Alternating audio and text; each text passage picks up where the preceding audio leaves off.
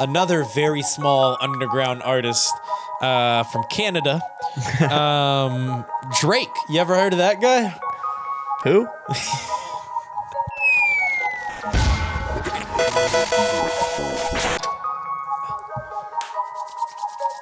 Welcome back, everybody, to another episode of the Soul Serum podcast. I am my shooter got ADHD, he'll kill you for a script of Addies, host Clay Bodine. I am joined by my she got a backwood on her nightstand, she must be fucking with Gunna, co-host Tanner Mavis. Yes. And we are back on the Soul Serum podcast, episode number 38. And I want to remind everybody to follow us on Instagram and Twitter. Follow us on YouTube. And by follow, I mean subscribe to us on YouTube. Main page, TV page, TikTok, Patreon, Discord. It's all in the links down below. Go click on them. Go interact with us on all of those platforms. And today...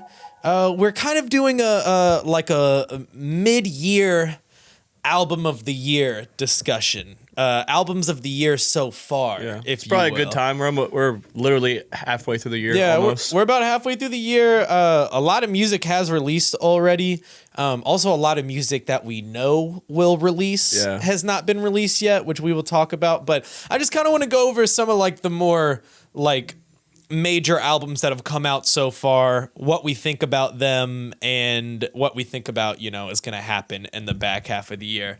I have a tentative list of albums. I just before we get into it, I know that I'm probably going to forget an album, or there's going to be an album that I didn't write down that somebody's going to be like, well, what about the blah, blah, blah, blah album? And that's valid, but this is our podcast, so I get to make the fucking lists around here. So I have a couple of albums just written down in order of when they released. I'm gonna just say a name of an album. You tell me if you want to spend a couple minutes on it, or if we want to just keep going. The first album that I put on this list. Also, I only picked albums that I think that we have interest in. I didn't put down the Papoose album that came out earlier this year, as me and you don't listen to 90s New York hip hop rappers very much. Nope. If they're not named Jay-Z. But the first album I do enjoy 90s. When I went to New York and I was just in random coffee shops and restaurants, they would be playing old school 90s rap and shit. I was like, this is a vibe. Going to New York and listening to New York music in New York is fire as fuck. It's so fire that, but I feel like the setting really matters to me. I'm not gonna go out and just listen to the new Papoose. Which, by the way, Papoose has released, or a Nas album. I won't go listen to a new Nas album. It doesn't really pique my interest. Yeah. Shout out to Nas. I watched the documentary. It was fire. Yeah. He's one of the goats, but come on now, man. Keep going. I'm sorry for interrupting. No, you're all good. So the first album that we might potentially talk about is Pooh Shiesty Season. You want to spend a couple minutes on this? You want to move on? We can talk about it. Okay, cool. Pooh Shiesty's in a little bit of legal trouble right now. Yeah. Well, Gucci got him out, didn't he? Is he out? Did Gucci get him? Oh, fucking shout out to Gucci's his golden egg, bro. He's got to get out. Burr. Yeah. So Shiesty Season. Something I think. Don't quote me on this, but the charges got dropped allegedly, but something had to happen to where Gucci or somebody got involved and he's not out. Pooh Shiesty's not out according to John Buchanan. Mind. Pull that up, Jamie. Jamie, pull that up real quick. Dude dropped his he's not pressing charges or whatever. Yeah, that's what I meant. So he's not out. I see. He's not out. They didn't let him out on bond. To stay jailed in Miami, but faces federal case. Oh, wow. Okay. Yeah. Jesus. Hey. Pooh Shiesty, that's my dog. Pooh, I'm really shiesty. So Shiesty Season came out in February of this year, kind of on the heels of Back in Blood, when that was really popping off on the internet. What a moment. and everybody was saying Pooh Shiesty, that's my dog, but Pooh, you know I'm really Shiesty. Yeah, Like that's probably like the most recent, like really like viral big moment. Like, I think so. Song. I think so too. You know, like in the same category as like the Mo Bamba, not like that massive, but Right. like that type of feel. It's the same like concept basically. Yeah. We couldn't. I feel like it could have that could have been way bigger if like shows were going on, but like that happened in December and January. Yeah. And shows weren't really happening. That's a really, really good point. Like hearing that song at the show, because that would be the song that like so I feel like Pooh Shiesty is like at this moment in his career like an opener, like a really good opener for like a huge artist or something. Yeah. That would be the song where like the people who would be there for the bigger artists would be like, Pooh Shiesty. They're like, I don't know what's going on, and then they're like, oh, this is the Pooh Shiesty, that's my dog song. Like, get it yay! back, bro. Yeah, I feel like he could open it up for like the baby or something. Like that's the same. Yes, that's that the is same. perfect. That is the same exactly what I niche. was trying to or like Young think Dolph. of. Yes, yeah. Or Lil Baby, yeah. Or Lil Baby, yeah. something That like would that. be, dude. That would be fire as fuck. A baby on baby concert with Pooh Shiesty as the opener. Yeah. As I know for John and me and Fiki, when this album came out, Shiesty Season came out, that was like all I was listening to Really? for like a week straight. See, like yeah. I fuck with Pooh Shiesty. Like I fuck with the movement. I like the energy, the feel to his music, but like it doesn't really do. I don't know what it is. It don't really do much for me. Like it kind of just reminds me of all the other Memphis shit. And I just prefer to listen to Young Dolph over Pooh and Key Glock. To be fair, like I don't know I guess the Back in Blood shit was just like so massive. I love that song. Yeah. Nothing has really like came to that yet. Fair. But at the same time, I gave it like one listen. Yeah. On the way to like a trip. I think we were on the way to Atlanta, I think when it dropped. Yeah. It did drop that day. and I was like, it all sounds the same to me. It I think Shiesty Season is like a properly rated album. It was good, it was fun, but I haven't really put a lot of like replay on it ever since its first initial release. Yeah. I just thought it was worth mentioning because of the moment that Pooh Shiesty had earlier this year. But definitely will not be one of my finalists. Back in Blood's one of the hardest street songs to come out in a while. Yeah, great gym song as well. Oh yeah. If I'm on the bike and Back in Blood comes on, I'm like, oh, here we go. Better come get it Back in Blood. Yeah, not so like, good album. Would definitely not make my finalist for album of the year. No. Moving right along, also released in February, I believe. I actually don't have it marked down for this one. Trippie Redd, Neon Shark versus Pegasus. You want to talk about it? No, I didn't even listen to it. Neither did but I. I will say Trippie is dropping tonight. Trip at Night, the album. Oh, is that tonight. coming out tonight? Yeah. Oh, shit. So I am gonna listen to that because it's not like a punk. The Neon Shark shit was, first of all, it was a weird name. Second of all, like a weird name and concept. Second of all, it was like a Travis Barker punk rock shit, which is, I mean, I like what Travis is doing and like really trying to help out the next generation because he really fucks with like rap music and he wants to like Definitely bridge that gap. For sure. And also, I'm biased because he's working with Jack Hayes. Jack's got hella songs with him on the way. But Jack is made for that type of thing. Right. Like that type of sound. Like it's very authentic. Like the Trippie thing. And like where do you pull the Neon Shark and Pegasus thing from a punk rock album? Like it just came off as weird and kind of corny to me. I was just like, I don't know, man. This is too much. But I will listen to I saw the cover art for Trip at Night. It's gonna be. I feel like it gives me like life's a trip type of feels. It's gonna be It's gonna be. He's gonna have hella features of like the new generation. I'm calling it now. Like he's probably gonna have like Fago, SSG, Kobe, like Cash Dami, all those kids on there. K Suave. Well, if this is correct, there's actually already a track list for it on Genius. Send His Ass to God featuring Comethazine and Mario Judah. What? Okay. Also, I just want to go ahead and say this now as a disclaimer. Tanner and I are recording this episode a little bit like a week earlier than we would because Tanner's going to be out of town next week. So there are a couple, like this album we haven't listened to yet, but by the time this podcast comes out, it will be out. So we just don't have an opinion at this time as we are not time travelers. I'm surprised he kept Mario Judah on the fucking project. Big 14, know what the fuck going on? Yeah. Cardi, Mr. Rage, obviously. This will probably be a fun album. Where's Fago? Right here. Something About Me featuring Fago and Ty Fontaine. Oh, fire. That's gonna very be fire, yeah. I was gonna say because Fago's opening for him on tour, so I was like, he has to be on the He's album. got to be for sure. Yeah. I do like the cover art for this. This is really fun.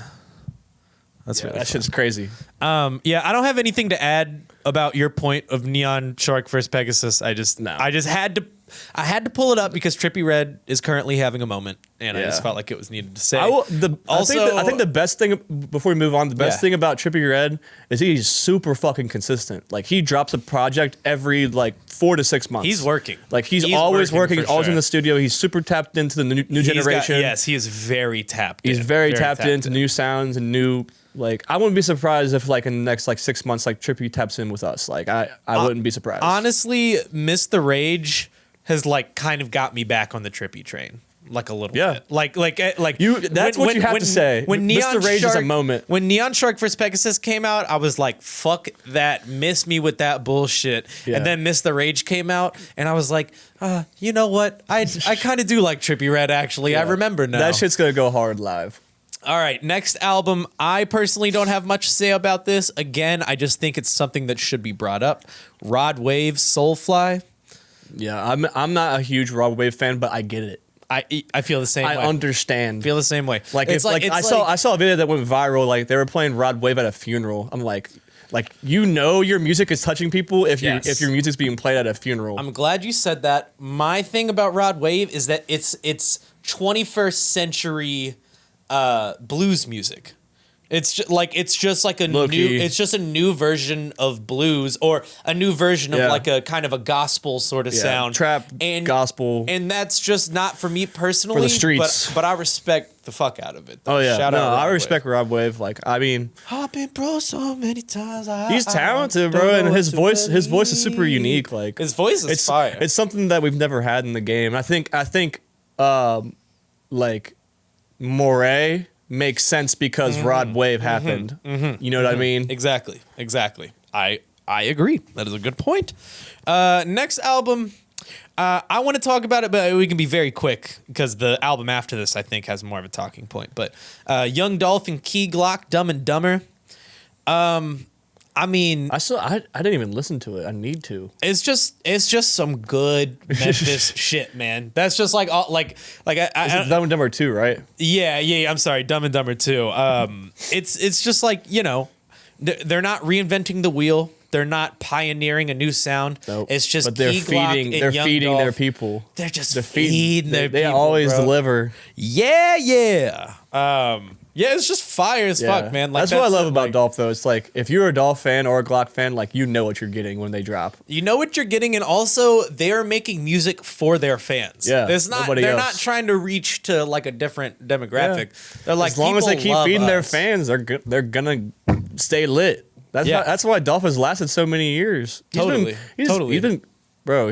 been making music for probably a whole decade, like for real, like close to it. I bet he broke out in what, like 2014? I mean, 13 or 14. I was gonna say, Preach? I think it might be even earlier with than Preach. That. And yeah, Preach is probably like his first. Preach was probably released earlier than when it blew up too. Let's see. Yeah, 2014 is what it's looking like. Yeah, so I have some. I got some homies. I have one actually. I have a homie, but like I have a bunch of homies that live down in Madisonville, Kentucky, and it's like right across the border from Tennessee. Like they're super close to Memphis.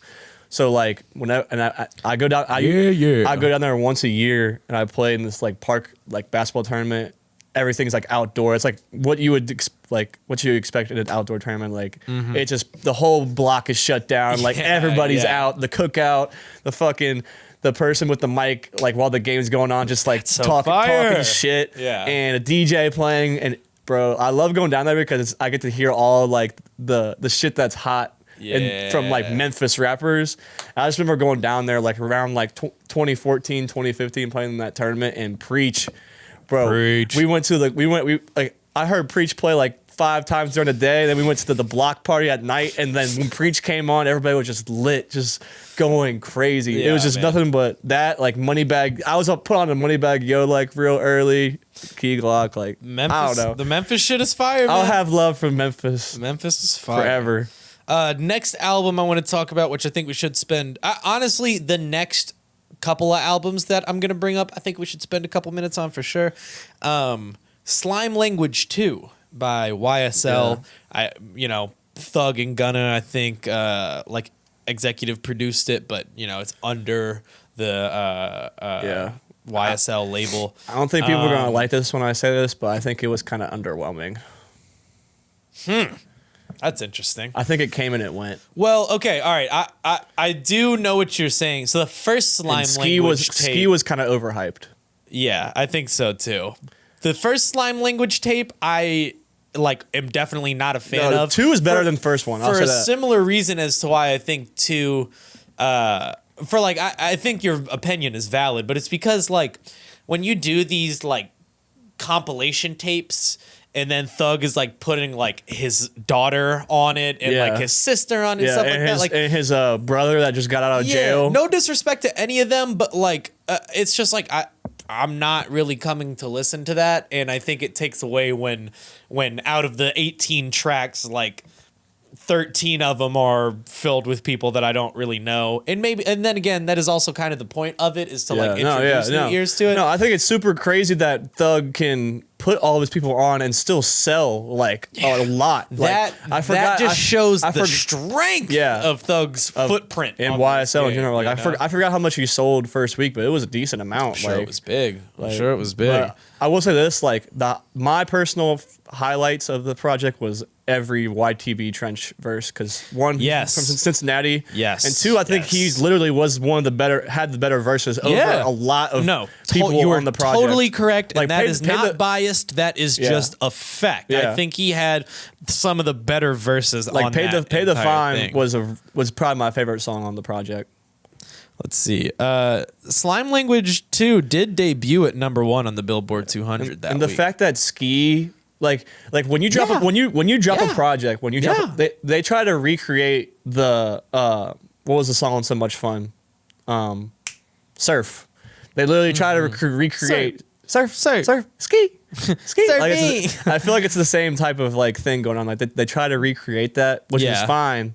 But when you drop an album, your focus track and video comes with it the day of the drop, and it was Ski, and I don't know, it felt like that was the highlight, and it wasn't anything crazy overwhelming. Like kind of like So Much Fun was the whole entire project as a whole was like kind of praised, and not the whole album of Slime Language 2. But I don't know if that was the goal or not. The goal was just to put everybody on the project.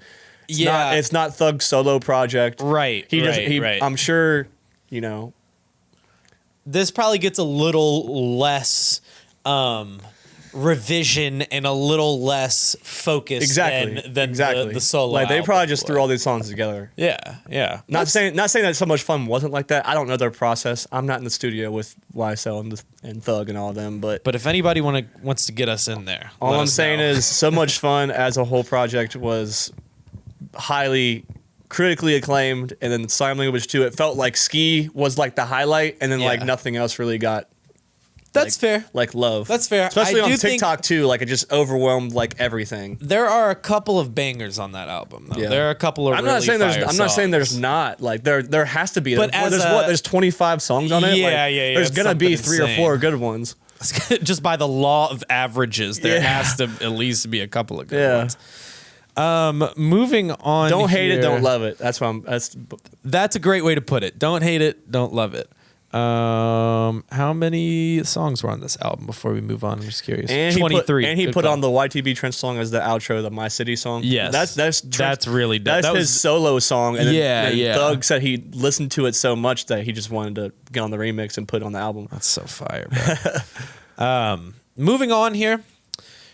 My personal album of the year so far. Let's hear it. I'm just gonna go ahead and stamp it right now. This is Lil Yachty's Michigan Boy Boat Tape. Damn. I have still not stopped listening to it.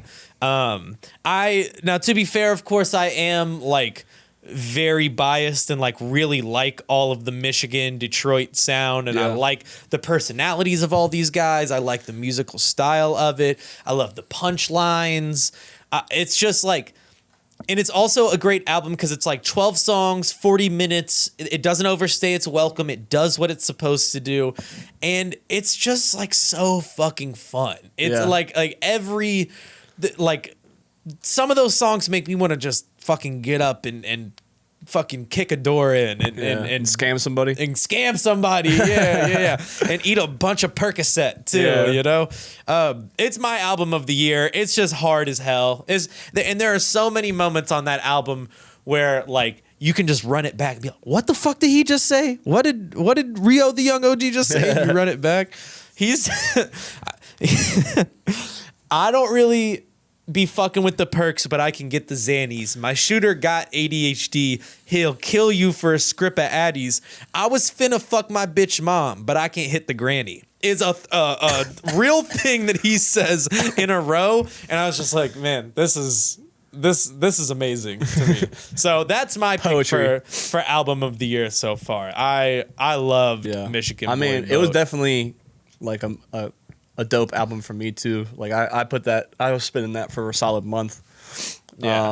Which is like which is a long time in this day and age when there's the hard thing about album releases nowadays is one, it's so many people that are releasing nowadays and everything's so accessible.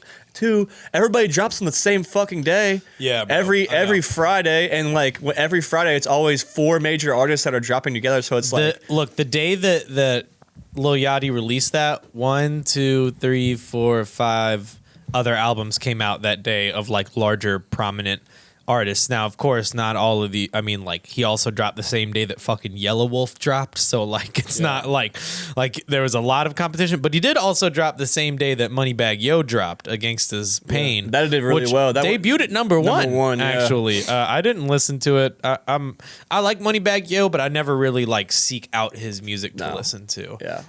But I don't know. That, like back to what I was saying. Like if you listen to an album for like a month or more, like.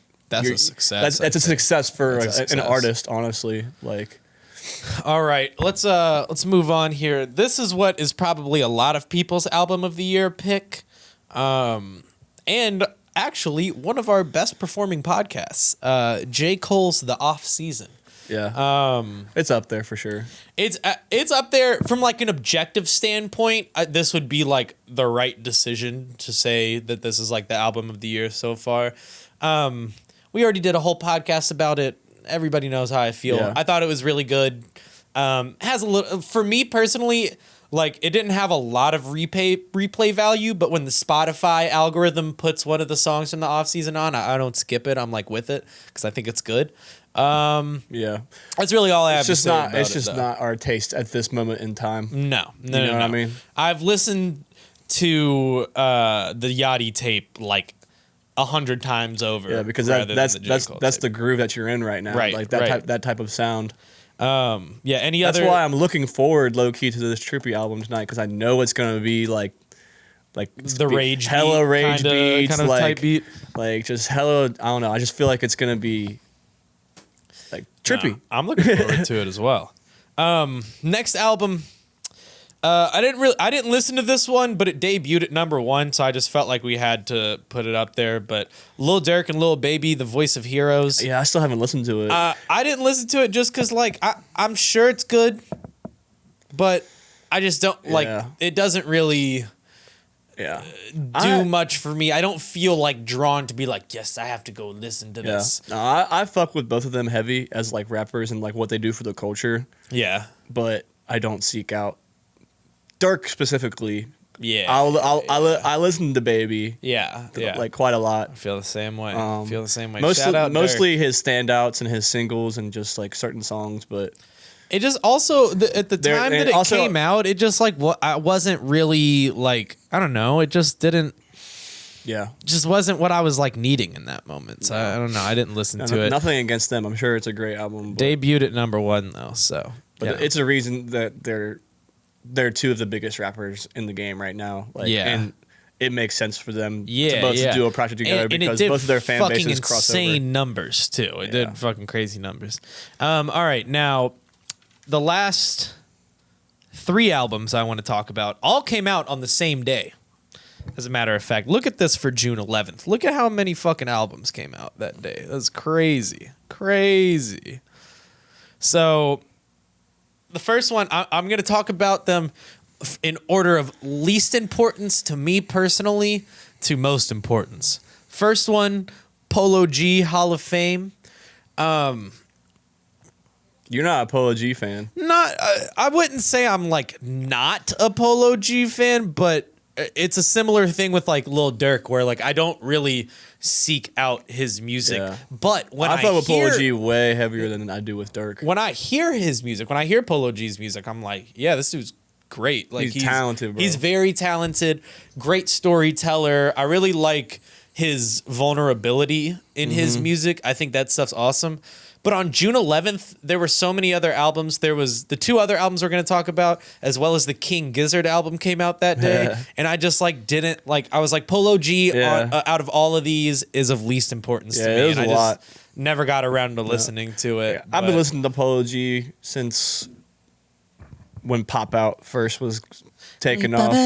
And Die Legend is still my favorite Polo G project. Like I think that was 2019, I want to say. That sounds right. That was my favorite project of 2019 probably. Fair. Totally fair. And I really like Goat was pretty good too. Yeah. But when I was going through Hall of Fame and listening to it, I'm like, man, he hasn't really changed it up much. Like it like damn, Pop Out has over half a billion plays on it on Spotify. Like a lot of the shit sounds the same. I mean, I don't know. Like that is honestly my biggest. He didn't really go outside the box, which it works. Like clearly, like Rap Star went #1, like his first #1 song. Yeah. So it's like it works. So like he has a formula. That's my biggest hang up with Polo G, and I think why I don't really seek out his music is anytime I feel like I'm like, this is good, but I also feel like I've heard this from you before, so I'm just not like super. I could see why the casual Polo G fan would fucking love a project that he just put out, but like me personally, as like a music, like a hip hop junkie, like I look forward. You're looking for him to take a chance. Yeah, I look forward to the evolution with each project from an artist. Like I agree. Like that's what I totally agree. I look forward to most. Speaking of an artist who doesn't experiment or go outside of the box, Migos Culture 3 also dropped that day. It was better than Culture 2. Let me give. I can do a great review of this album in under 30 seconds. All right. Better than Culture 2, and it is a classic Migos album. Like it is not a classic album, but it is a classic Migos album in the sense where there are like 5 or 6 fucking heaters on that album. Like 5 or 6 songs where I'm like, oh, they're doing it. Yeah, let's go. And then there's 12 songs where I'm like, that is a very average rap song that you all have just made. Straightening It is a banger. And I'm a Migos stan. You know me. I love the Migos, but it's just like Culture 3, I was just like, okay, you all didn't do anything differently. Yeah. It's just a little bit better than Culture 2. Yeah, I've watched some interviews. They said it was a bunch of songs. Like they've been holding on to this for a couple of years because they were gonna release it last year, but pandemic happened. So I think it's got to be older songs. It's important too. Like they have to complete the trilogy of Culture 3 before they can move on and do other stuff. And it's the Migos. They should be respected. Oh yeah, no, they changed a lot when they came into the fucking game, bro. But that's all I have to say about that because I want to talk about what could also be my album of the year. I just haven't had enough time to sit with it yet. Is Mr. Pierre Bourne? Yes, The Life of Pierre 5. Man, what? This is my favorite project. You know what I love about this is that. Okay, so. Also, an album that came out on this day is the King Gizzard album, Butterfly 3K, which I'm not going to go into that. It's a really good album, by the way, if anybody is curious. But there's a similarity between that album and The Life of Pierre in that they are meant to be these like full pieces. Like I don't think we see a lot in hip hop what Pierre Bourne is doing, where he is making a quote unquote like concept album, making an album that is made to be like one larger piece of art. Yeah. You know what I mean? The transitions through the songs, you can listen to it front to back and it doesn't stop, you know? And it all like is in the same kind of sonic idea in neighborhood. And it's also Pierre Bourne production, man. Like it's so good. It feels that way because Pierre is a producer. Yes. So like he really, really cares about those transitions, about everything just being very fluid, very concise, very, everything feels all together, all in the same world. It should all fit. All Everything fits. should Like fit. I don't know I'm sure there are rappers and artists that care about that, but like there probably is a bunch of artists that just only other person on the top of my head that I can think of that does that? Who? Metro Boomin. Well, yeah. Also a producer. Yeah, the fucking what was the last project? Not All Heroes Wear Capes. Yeah. That project felt the same way. Same way, dude. Transitions between the songs, it's yeah, all and Savage Mode too. Savage Mode too as well. Savage Mode, bro. I would honestly, if you give me like 2 or 3 more weeks with The Life of Pablo, I'm sorry. Whoa, wow. I can't. Same believe I world. just said that. He named it Life of Pierre because of The Life of Pablo. Because of The Life of Pablo, and right? he said he's not going to stop putting out The Life of Pierre's until he's on. Ah, fuck with that. Isn't it crazy? That's why he's on 5. Like, for like us and like people who probably listen to this podcast, like Pierre is like low key on some like legendary like tier. But then I was like looking at his numbers and I was like, damn. Pierre's actually like not that big in the grand scheme artist, in the grand scheme of he things. Can be way bigger, and he knows that. That's totally true. I hate making comparisons, but he low key is like the Kanye of like our generation in a way. We need some more time. In a way, before I'm ready to say that. But I like the early stages of it. You know what I mean? Yeah, came in the game as a producer. And knew that he was I can do this, but I don't want to do this forever. He's been rapping, but like he knew to get his foot in the door, he had to be on some big records and to like really get, the right like tools and funding to really make his shit go. And now it feels like it's starting to go. Like this is his biggest debut yet, like as far as like charts go and like records sold. I think he sold like 45K or something like that. That's solid for an artist. Like Smoke Perp sold like 5K. Like Pierre Bourne's out here doing like 45. He said Smoke Perp. That's a testament to his fan base and like what he's built. Totally though. I think in like 2 weeks I'll probably say this is the album of the year, but for right now, I think there are some misses. It's not a perfect album by any means. Yeah, that's fair. But I think more than half of the songs, like I literally put like 5 songs into like my playlist like immediately, like off rip. Like I still need to listen to the whole thing all the way through, like more. Sleeping on my brother couch. That's my favorite song. What a couple yeah. Oh, dude, that's like all that's just been on a loop in my mind the past 2 weeks. Pierre just has his own vibe to where like if Pierre was doing like one of my favorite videos on YouTube is Pierre's Boiler Room set. It's just a whole vibe. Like Pierre has his own vibe from song to song. When he does transitions, it's like you're on the same frequency like the whole time. Like I don't know. It's very feel good music and like it's very happy music. Shout out to Pierre, man. Shout out to Pierre. You get Pierre, come on the show, man. Please. You get a lot of love here in the Soul Serum universe. What's up, everybody? It is Clay Bonine. I'm here with my co-host Tanner Mavis. And we are happy to announce that support for the Soul Serum podcast is brought to you by Manscaped, the champions in men's below-the-belt grooming. And look, if you don't believe us, ask any of the 2 million men worldwide that trust Manscaped with their below-the-belt grooming.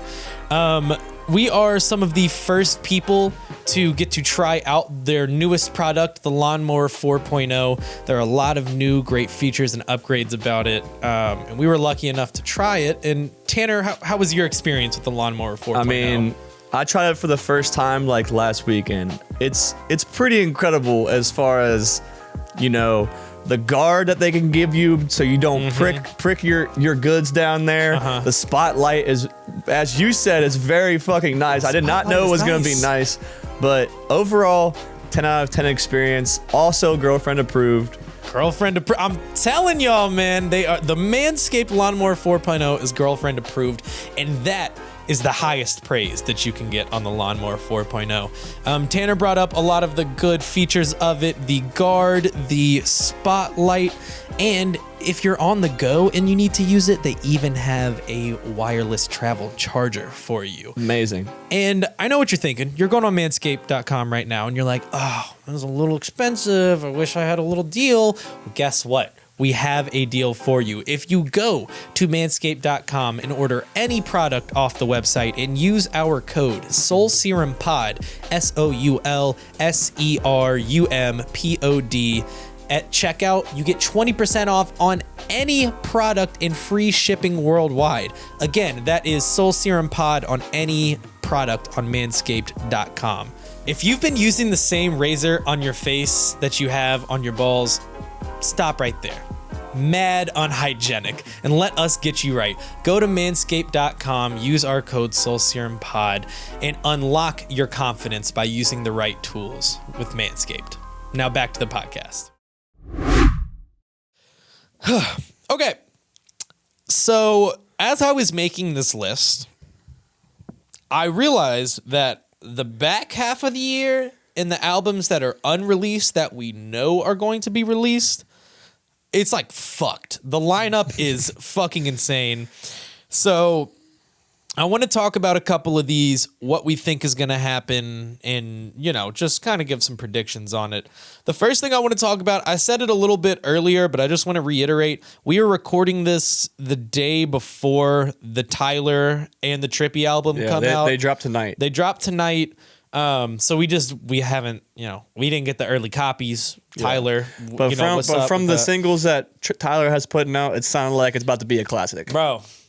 I was talking about this last night. Here's what's so dope about it is that, like, so Tyler finally, we talked about it a little bit with Grand Ace, but Tyler finally got over this hump and he made this music that he's always been talking about making, that he's always wanted to make, and he's like, okay, there it is. I got it.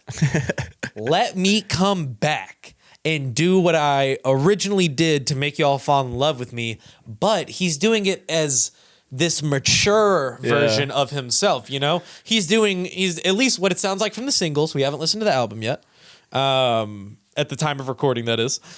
From the singles, it's almost like he's like doing like mature Goblin almost, you know? It's instead of it being angsty, it's a lot more confident. It's a lot more him puffing his chest out and being like, I actually am that guy. Yeah. Like, and here it is. Like, I'm just going to rap like that guy. The Lumberjack song is so fire, bro. Like, and of course, the DJ drama fucking holiday season. Yes. Like, the shit is crazy. I love it, man. I love it. And I think the album's probably going to be really fucking the track fire. list look crazy. Bro, Tizo Touchdowns on it, bro. The track list looks fucking insane. Crazy. He's got NBA Youngboy on a what is song. that going to sound like? I have no 42 Doug idea. I have no idea what it's going to sound We're getting like. a rap album from Tyler. Yeah, like, what is NBA Youngboy and Tyler about to sound like? Dude, I don't even know. Like, I think Tyler is just wanting to, like, just prove he can do whatever the fuck he wants. And I also and make it way better than everybody else. I believe that Tyler probably like actually listens to 42 Doug and actually listens to NBA Youngboy. Oh yeah, and recognizes the true talent that these guys have, and he's gonna put them on something that they've never been on before. You know? He's gonna put them onto his fan base and make his fans respect these artists. Yes, yeah, bro. I'm fucking so. His excited. fans are gonna fucking love Tizo, bro. I can't. They're gonna like. It almost makes me in a selfish way. I wish Tizo wouldn't be on there. Yeah, just I don't want Tyler fans to love Tizo, bro. I want us to have him. I don't want everybody. I already else to know, have bro. him. As soon as like my little brother and all of his fucking friends get on to Tizo touchdown, they're not gonna. It's a fucking rap. They're not gonna stop fucking talking about it, and I'm gonna be like, God, where were y'all last year? Where were you all? Where were you all, strong friends? Strong friend drop. You put me on to Tizo. Like that video, I don't even know if it had like 100,000 views when you put me on to Tizo, and I really appreciate. I literally found it from Tyler tweeting the video like last summer. Fucking amazing. He tweeted the videos, and I was like, "This dude amazing. looks crazy." And I clicked on it. And I was like, "Wow!" I was like, "I did not expect this." So let's move on here. Let's try and run through. Well, you know, we'll spend some time on these bigger albums here. Tyler the Creator's best friend, A$AP Rocky, is also rumored to be releasing an album later this year called All Smiles with a $sign for the S. It's been a while since we've heard from Rocky. Yeah, I like Testing. Yeah, Testing was cool. Not my favorite album, but also not my least favorite. I don't know. I'm excited for it, but I'm not like biting my nails to hear it though. You know what I mean? It'll be fun. He's headlining like every festival. Yeah, like this coming like tour I season. wonder if there's a release date or a leak release date. Me and John are about to see him at Summer Smash. Summer Smash, yeah.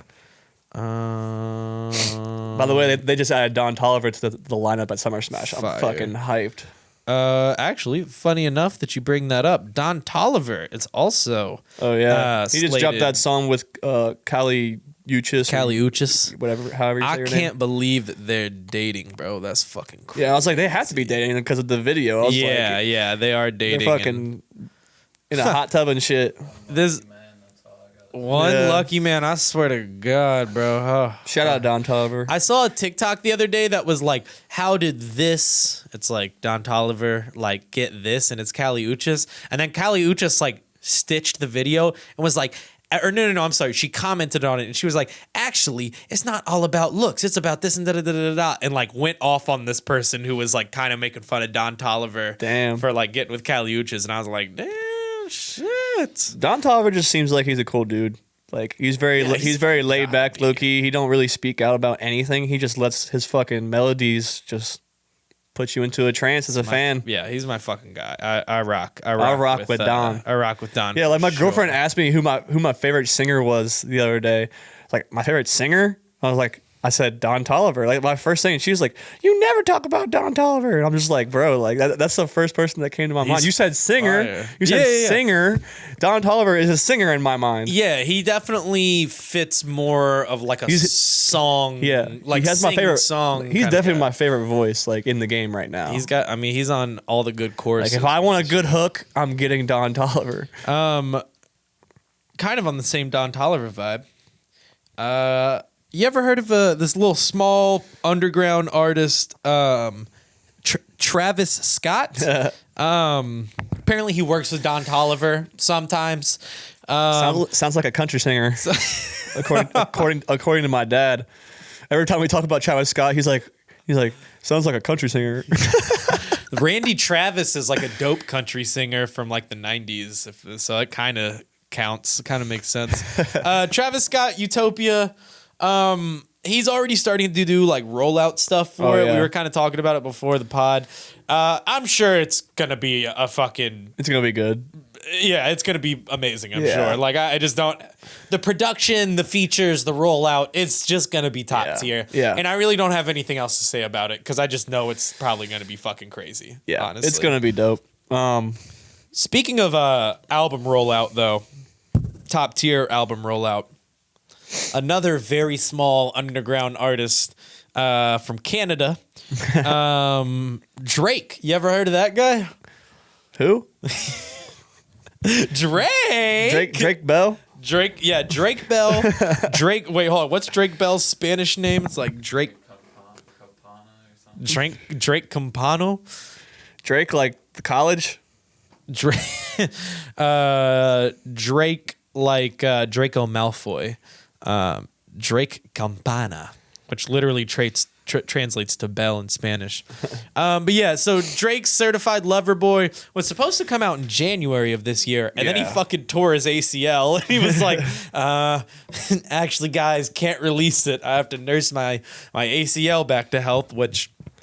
Whatever, Drake. That's fine. Is that really the reason why? Well, I'm sure it has. I didn't know he tore his ACL. Well, I'm sure it has to do with like COVID restrictions in January and everything. But he put out like in January like something on his story like, gonna push the album back. Just need to use this time to like recoup and my energy and this and that. Da da da. So like.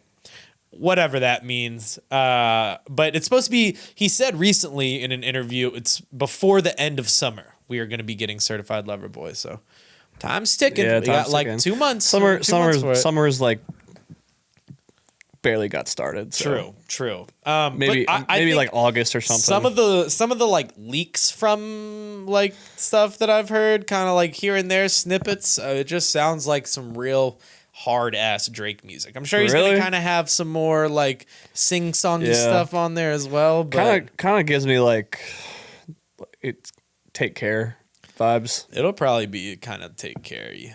Because like that was the same way. It was like a lot of good like slower sing-songy Drake, and then there was the hard shit like Make Me Proud and like Hell Yeah Fucking Right and other shit like that. Yeah, the Drake Certified Lover Boy is definitely, out of all of these albums that have yet to come out, it's probably the one I'm the most excited for real. Well, I'm really excited for the Tyler one, but it's like it's coming out tomorrow. But the Drake one is definitely what I'm most excited for. Yeah. On a little bit like a tier down from these people that we were just talking about. New Isaiah Rashad album is going to be coming out this year. Isaiah Rashad, I think he's dropping tonight too. Is he dropping tonight? I think. Shit. I think. Don't quote me on that. I know he dropped a single. Yeah, all of his singles for this album have been fucking sick so far. I will say, like in the past, is Isaiah Rashad dropping an album? Yeah, it looks like it. I don't know. It probably is tonight, but I just keep seeing people talk about this album. I mean, it says it's set to release in June 2021. Well, I mean, tomorrow is the last Friday of June, so it's definitely got to be coming out. Yeah. I admittedly have like not been like the biggest fan of Isaiah Rashad in the past. Not that I'm like anti Isaiah Rashad. It's just like not my vibe, not my tempo. But the singles, all the singles that he has put out so far for the new album are fucking great. Yeah. Like I really, really like them. He's got Duke Deuce on one of them. And it's just, I think it's just gonna be some like real good West Coast TDE ass. Well, you know music, Isaiah Rashad is from Tennessee, right? Yeah, from Chattanooga, so it makes sense to him and Duke Deuce. Yeah. Oh, right. That does make a lot of sense, actually. Shout out Duke Deuce, man. Duke Deuce, come on the show. Yeah, we can dance together if you want. And then the last album that I really care to talk about that is unreleased, that has been like confirmed, and I actually think this one's coming out tomorrow too. But it's been confirmed that it's coming out, is the Ski Mask the Slump God tape. Oh yeah. It is coming out tomorrow. I mean, who doesn't like a nice ski mask tape? Yeah, the cover looks dope. I think it's Sin City, and that's literally like what Cincinnati used to be called. Yeah, Sin City when the mob was around. It has that mob like look and like feel to it. It looks like the movie Sin City. Yeah. The Bro, black it's so fucking funny because like that album concept is something that when Pango was like first making music, like that whole concept was something that we wanted to do with like Pango stuff because of like Newport and like the mob. Yeah. Yo, that would have been fucking sick. Yeah. Actually. Wait, can I just read you a couple of, so like I've been getting all of these albums from Wikipedia just like because it has a really nice way that it's like put like together in chronological order. Let me just read you off a couple of the quote unquote unreleased albums that are set to come out this year that I don't actually believe will be coming out, but it's just like some really funny Wikipedia stuff. Kanye West and Dr. Dre, Jesus is King Part 2. I kind of hope that doesn't happen. Kanye West Donda. Now I do hope that happens. I would like to hear that album. Kendrick Lamar to be announced. Yeah, I don't know. I don't know if that's gonna happen. We'll see. Lil Nas X, Montero, Lil Pump 2. Oh yeah, I didn't see that. I liked Lil Pump 1.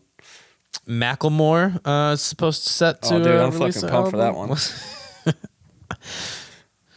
Playboy Cardi, Molly World. You know, if he drops a project called Molly World, like I'm in. It's game over. I'm It's in. fucking game over. But he's dropping a whole lot of Red too, or Deluxe, or some shit. Yeah, man, I'll fucking believe it when I see it. We'll see. Yeah, or apparently, well, according to Ken Carson, they're dropping a whole Opium like collab or Opium like Compilation tape. tape. Yeah, kind of like slime language too. Man. Now that I'm very into. Yeah. I would love that. Oh, one that's actually confirmed. Baby Keem, The Melodic Blue is what it says it's going to be called. That's probably going to be a great album. Probably going to have some like crazy features on it too. Facts. I mean, he's already got song with Travis. Yeah, and he's also got like, he's got the respect from like the hip hop world, so like he's probably going to get whatever features he wants. Oh my God. Okay, I don't know if this is true, but I really hope it is. Future, Thug, Lil Baby, and Gunna Super Slimy Surfer Edition. Yo, I don't know how true that is. As we've known Young Thug to like not release albums and hold back on albums and whatnot, but if Super Slimy Surfer Edition comes out, bro, I'm not listening to no A$AP Rocky album. I'm not listening to no Isaiah Rashad album. That's all I'm listening to is that right there. That's so funny. And then the final one before we get out of here, Frank Ocean. Oh, wow. It says Wikipedia. Right? It says it on Wikipedia. I'm not really believing that. And also, if Frank releases an album, we won't know until like 3 days before he's about to release it, and he'll just fuck up the entire world with that. More underground shit than I'm really waiting on. Tell me some underground stuff. Wake Up Lucky. Lucky's dropping a whole project with Filthy, who produced majority of Whole Lotta Red. Wake Up Filthy. Yeah. Like that shit's gonna be crazy. They've been tweaking that forever. Damn, what did you? He said it's 93% done. 93%. I'm trying to think. Like you saying Lucky made me. Oh God! Then I started to look at my phone and now I don't remember what I was gonna say. Oh, and Lil Tecca, bro. I'm excited for Lil Tecca's project. We Love You Tecca too. Yeah. And he's about to have a hella like features from the underground in there, like all underground artists that I'm fucking with. Like, he's in his producer bag too. Like that's about to be dope. King Gizzard said they're gonna release 6 albums this year. They've already released 3.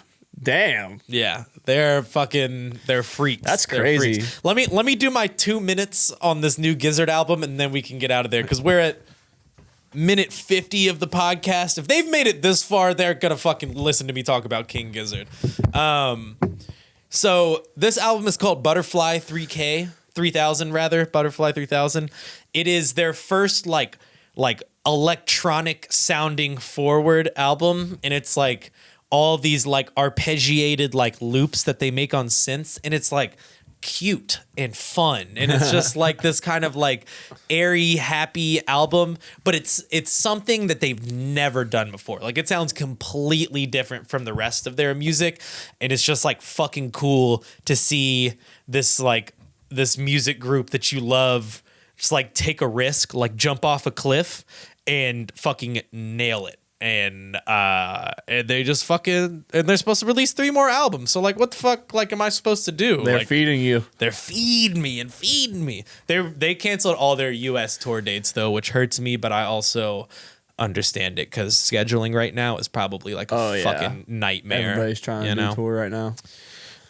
Anything else you want to talk about before we wrap this John up? Nah, man. Okay. Videos are coming soon. John's been working hard at it. The drought is almost over. The drought is almost over. We're about to fucking release hella videos. Yeah. And the second half of the year is going to be way more turned up than the first half. I promise. Same with the unreleased albums, too. We're about to move into our new crib. All of us together, get settled in. Productivity is about to be fucking going stupid. Exactly. New house, new vibes, new energy. Yeah. New workflow. I can't wait for it. About to be good second half of the year. Damn, by the time this podcast come out, you'll probably be moved in. Yep. Actually. Crazy. John will, at least. Damn, and it's 420. So with that being said, we got to go fucking smoke one, dude. Reminder to everybody listening, follow us on Instagram. Follow us on Twitter at Soul Serum. Subscribe to the YouTube page, the main page, TV page. Fucking join the Patreon. You're getting videos early, merch discounts, team podcasts every month. Join the Discord. Follow us on TikTok. Go run up all of our TikToks. Excuse me. I had to burp right there. And as always, I'm your super slimy surfer host, Clay Bodine. I am your wake up Tanner co-host. Tanner Mavis. That was really good. That was good off the top. Oh, and we will see everybody next week. Thanks for listening, you guys. Deuces.